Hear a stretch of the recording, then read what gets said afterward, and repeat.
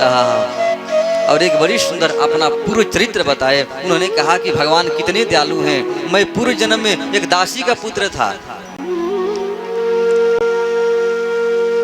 कुछ महात्मा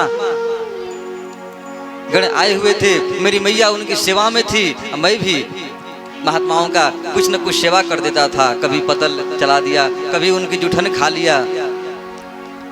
4 महीने जब समय पूरा हुआ, जब महात्मा चातुर्मास करके जाने लगे, मैं भी महात्माओं से कहा कि महाराज मुझे भी ले चलो।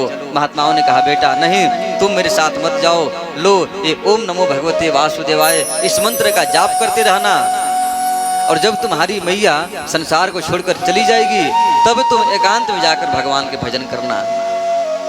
नारद जी ने कहा कि मैं महात्माओं की बात को सुनकर अपनी मैया के साथ में रहा।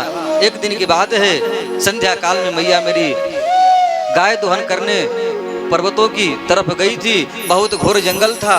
एक काला नाग ने उसको डस लिया और मैया भगवान के प्यारी हो गई। मैंने भगवान का कृपा समझा और मैं उसी मंत्र का जाप करते हुए घर से बाहर निकल गया।